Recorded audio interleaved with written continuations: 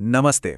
आज हम बात करने वाले हैं लेबर लॉ के एक बहुत ही ज़रूरी कानून के बारे में। Payment of wages act 1936। ये वो कानून है जो कह सकते हैं हर काम करने वाले इंसान की तनख्वाह के हक को बचाता है। तो इस पूरी चर्चा में हम क्या-क्या देखने वाले हैं? देखिए, हम इसे 5 हिस्सों में समझेंगे। सबसे पहले तो हर तनख्वाह को बचाने के पीछे का आइडिया क्या है। फिर ये जानेंगे कि कानून की नज़र में वेतन या मजदूरी का मतलब क्या होता है। उसके बाद पेमेंट के सबसे ज़रूरी नियम क्या हैं, सैलरी से कौन-कौन सी कटौती हो सकती है, और हाँ, सबसे आखिर में अगर पेमेंट में कुछ गड़बड़ हो जाए तो फिर क्या होता है। तो चलिए शुरू करते हैं पहले पॉइंट से, हर पे चेक की सुरक्षा। और सबसे पहले ये समझना जरूरी है कि आखिर इस कानून की जरूरत पड़ी ही क्यों। तो देखिए, इस पूरे कानून का निचोड़ बस 3 सीधी-सादी बातों में है। पहली, मजदूरी मिलनी चाहिए। दूसरी, रेगुलरली मिलनी चाहिए। और तीसरी, टाइम पर मिलनी चाहिए। और हाँ, बिना किसी गैर कानूनी कटौती के।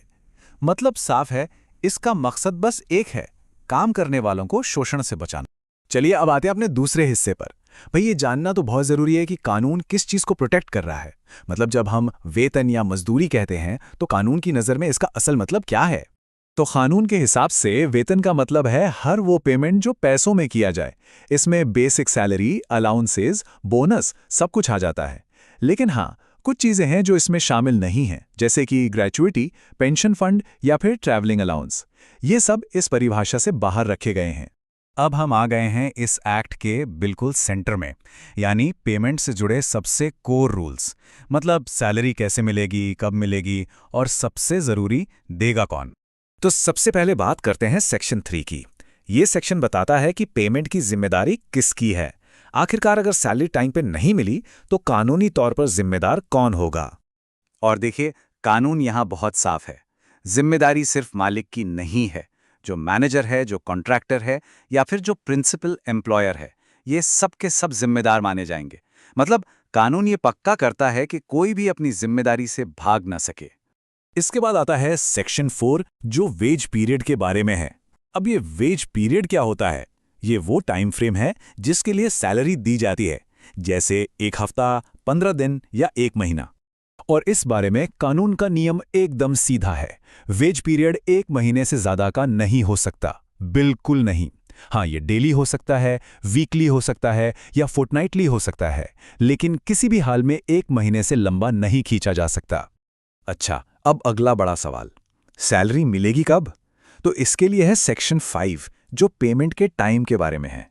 मतलब एक बार वेज पीरियड खत्म हो गया तो पेमेंट देने के लिए एक डेडलाइन होती है। तो नियम क्या है? बहुत सिंपल है। अगर किसी कंपनी में 1000 से कम लोग काम करते हैं तो पेमेंट अगले महीने की 7 तारीख तक मिल जानी चाहिए। और जहां 1000 से ज्यादा लोग हैं, वहां के लिए डेडलाइन है 10 तारीख। और एक खास बात, अगर किसी की नौकरी खत्म होती है तो उसका फुल एंड फाइनल पेमेंट सिर्फ 2 वर्किंग डेज के अंदर करना ही होगा।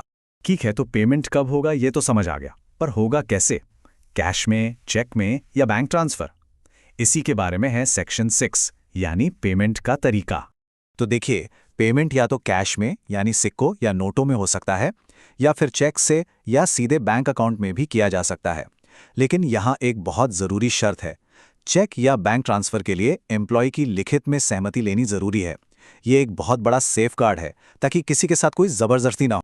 चलिए अब एक ऐसे टॉपिक पर आते हैं जो हम सबको अफेक्ट करता है, डिडक्शंस, यानी हमारी सैलरी से होने वाली कटौतियां। ये समझना बहुत जरूरी है कि कानूनन सैलरी से क्या-क्या और कितना पैसा काटा जा सकता है।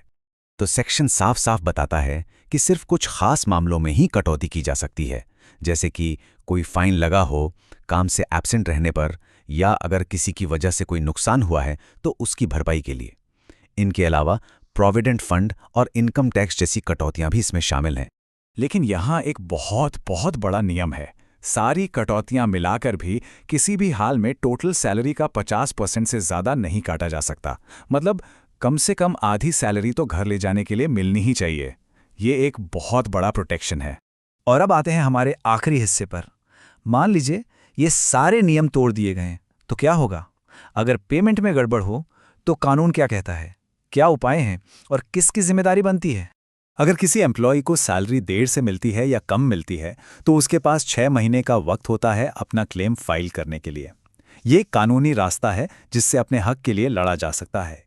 इस मामले में 1964 का एक बहुत ही लैंडमार्क केस है, बस्ती शुगर मिल्स वर्सेस राम उजागर।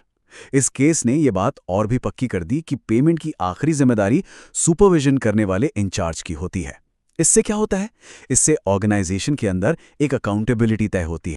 तो आखिर में एक सवाल सोचना बनता है, आज काम का तरीका पूरी तरह से बदल रहा है, गिग इकोनॉमी आ गई है, वर्क फ्रॉम होम है, तो ऐसे में आज के मॉडर्न वर्कर को प्रोटेक्ट करने के लिए क्या पेमेंट से जुड़े इन पुराने कानूनों में भी बदलाव की जरूरत है? ये एक ऐसा सवाल है जिस पर हम सबको सोचने की जरूरत है।